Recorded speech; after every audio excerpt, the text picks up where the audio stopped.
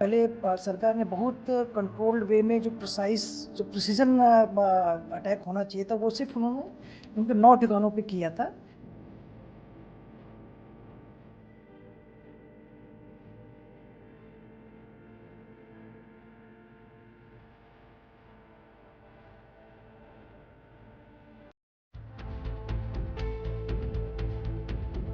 जो हमारे नागरिक हैं या और कभी यदि यदि उनकी आवश्यकता देश को पड़ती है तो वो अपनी सेवा देने के लिए तत्पर रहें।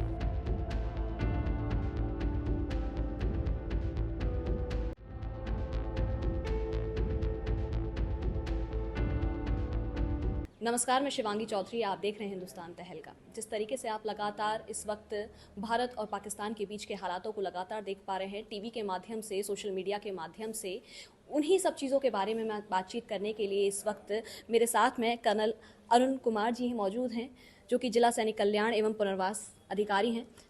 सबसे पहले मैं आपसे यही जानना चाहूँगी, जिस तरीके के हालात इस वक्त बने हुए हैं देश में, क्या कुछ कहना है आप? हालात ये बेसिकली ये जो अभी सारा चल रहा है, ये 22 अप्रैल को जो पहलगांव में घटना तो उसका आउटकम निकला है। और इसके लिए सरकार ने बहुत सोची समझी उसके रणनीति के अंतर्गत इन चीज़ों को किया है।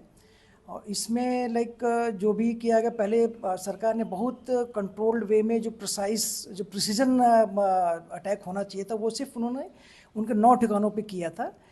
तो इसके चलते अब पाकिस्तान ने उसको रिटेलिएट जो कर रहा है, रिटेलिएट करके वो हमारे जो जम्मू JNK का जम्मू का एयरफील्ड हो गया, पठानकोट का एयरफील्ड हो गया, या और जो बॉर्डर एरियाज़ है वहाँ पे वो कर रहे हैं। प्लस जो हमारी JNK से राजौरी पुंछ से सटती जो सीमा है वहाँ पर पोस्टपोन की शेलिंग और बमबारी वो अपनी तरफ से की जा रही है। लेकिन इसके लिए हमारी सेना पूरी तरह तैयार है।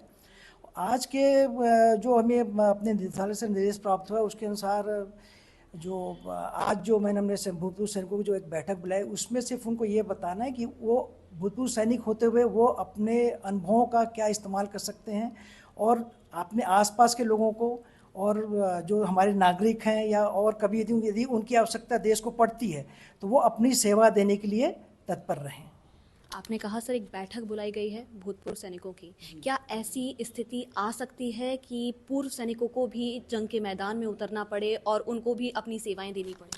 नहीं, देखिए जो एज पर जो सरकारी उस नियम के हिसाब से जो भी सैनिक या जो भी सैनिक रिटायर होता है वो 2 साल तक रिजर्व के उसमें लिस्ट में रहता है।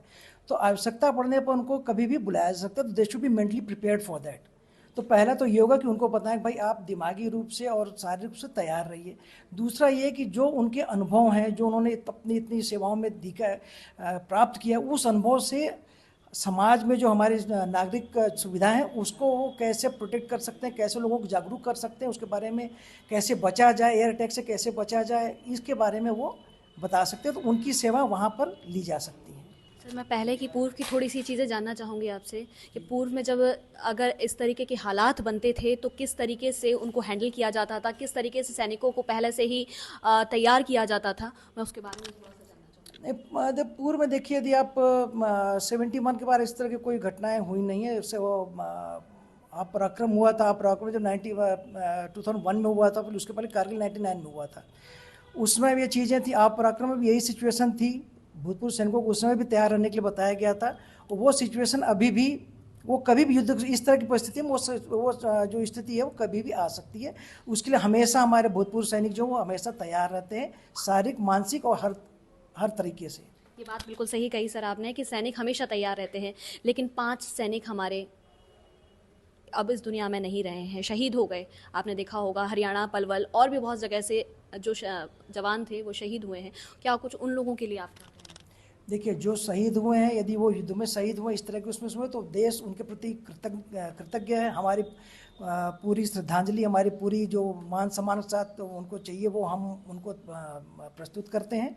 और चाहेंगे कि इस तरह की घटनाएं हमारे सैनिक कम से, हमारी जो जनहानि और सैनिकों की वो है वो कम से कम हो, ये हमारा प्रयास होना चाहिए। इसके लिए हमारी ट्रेनिंग, हमारे जो भी मूवमेंट हमारे हों उसके बारे में गोपनीयता बरती जाए। और मैं सभी से अनुरोध करूंगा कि हमारे इलाके, आपके इलाके से कहीं भी इस तरह की यदि कोई फौजी मूवमेंट हो रही है, कोई सिक्योरिटी फोर्सेस का कोई भी संचालन हो रहा है, उसके बारे में अनावश्यक रूप से किसी को सोशल मीडिया पे इस तरह उसको ना डालें ताकि वो गोपनीयता बनी रहे। गोपनीयता बहुत ज़रूरी होती है, लेकिन सर मेरा एक सवाल ज़रूर है आपसे। मथुरा में अगर बात करें पूर्व सैनिकों की, ऐसे कितने सैनिक हैं जो अगर ज़रूरत पड़ती है तो तैयार हैं? ये उसी उसी को वास्तविकता में आकलन करने के लिए ये बैठक बुलाई गई कि अभी वर्तमान में यदि हमें तुरंत जरूरत पड़ती है तो हमारे पास कितने सैनिक अपना योगदान देने के तत्पर हैं। क्योंकि होता क्या है, सैनिक रिटायर होने के बाद बहुत सैनिक मथुरा जनपद में नहीं रहते हैं, अपने किसी काम धंधे के लिए दूसरे उसमें चले जाते हैं। तो उसी का आकलन करने के लिए ये बैठक बुलाई गई कि अपने अपने क्षेत्रों में जो भी हमारे नुमाइंदे हैं, जो भी हमारे एसोसिएशंस हैं, वो उनका डिटेल लेके हमको सूचित करेंगे, बताएंगे कितने हमारे जवान या जो भी जेसीओज हैं, अधिकारी, कितने हमारे पास उस क्षण में अवेलेबल हो सकते हैं। फिर भी सर बुलाने के लिए एक सूची बनाई होगी, उस सूची के हिसाब से अगर मैं थोड़ा सा जानना चाहूँ। नहीं, सूची तो हमारे पास है, लेकिन वास्तविक में ग्राउंड में कितने हैं ये हमें लोकल से ही पता, पर मतलब जो हमारे जो लोकल में भूतपूर्व सैनिक हैं उनके द्वारा ही पता लग पाए कितने लोग हैं। वो अभी सूची के हिसाब से तो हमारे पास 10,000 12,000 है, लेकिन 12,000 मथुरा में नहीं होंगे, भूतपूर्व सैनिक सब मिला के हैं। तो वो एक्चुअल उनकी वो लेने के लिए प्लस 2 साल के अंदर कौन कौन है, कहाँ कहाँ है, इसी का आकलन करने के लिए हमने ये बैठक बुलाई है। आखिरी सवाल मेरा, जिस तरीके के हालात अभी फिलहाल में हम देख पा रहे हैं, भारत सब पर भारी पड़ रहा है इस वक्त, क्या लगता है आगे का क्या माहौल देखने को मिल सकता है? देखिए, ये तो भारत वो पहले वाला भारत नहीं रहा जो पहले हुआ करता था। 71 में भी आपने देखा है और पिछले युद्धों में आपने देखा है, भारत की तस्वीर अभी बहुत बदल गई है।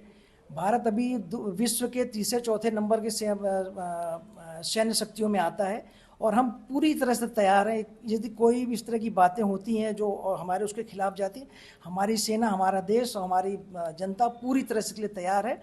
और हमें नहीं लगता कि ये बहुत लंबा खींचेगा, क्योंकि पाकिस्तान खुद भी अपने उस स्थिति में अभी नहीं है।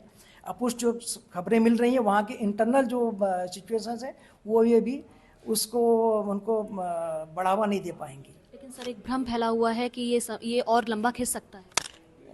ये तो भी नहीं बता सकते। आज भी बैठक शायद रक्षा मंत्री ने ली है, उसमें तीनों सेनाध्यक्ष और हमारे जो राष्ट्रीय सुरक्षा सलाहकार हैं अजीत डोभाल जी, उनके जो वो बैठक का आउटकम क्या होता है ये उसके ऊपर निर्भर करता है। प्लस पाकिस्तान की तरह से इन चीज़ों को कितना एक्सक्लेट किया जाता है या अंतर्राष्ट्रीय स्तर पे कितना उनको समर्थन मिल पाता, वो बैठक का आउटकम क्या होता है ये उसके ऊपर निर्भर करता है। प्लस पाकिस्तान की तरह से इन चीज़ों को कितना एक्सक्लेट किया जाता है या अंतर्राष्ट्रीय स्तर पे कितना उनको समर्थन मिल पाता है। जो उन्होंने 22 तारीख को जो घटना की थी, ये सब उसके आउटकम है, उनको कितना सपोर्ट मिलता है ये सब उसके ऊपर निर्भर करेगा। देख पा रहे हैं एक आतंकी हमला 22 तारीख को, जिस तरीके से सिंदूर का बदला भारत इस वक्त लेता हुआ नजर आ रहा है। अब देखना ये है कि आखिर आगे के हालात किस तरीके से बनते हैं। लेकिन फिलहाल मैं मथुरा से बातचीत कर रही हूँ आप लोगों से और आपको दिखा पा रही हूँ कि यहाँ पर भी पूर्व सैनिकों की एक बैठक की जा रही है और उसमें पूर्व सैनिकों को देखा जा रहा है कि कितने सैनिक ऐसे हैं जो तैयार आगे के लिए, आगे की जंग के लिए हो सकते हैं। अब देखना ये होगा कि आगे के क्या हालात बनते हैं, किस तरीके की स्थिति देखने को मिलती है। फिलहाल के लिए इतना ही। जय हिंद, जय भारत।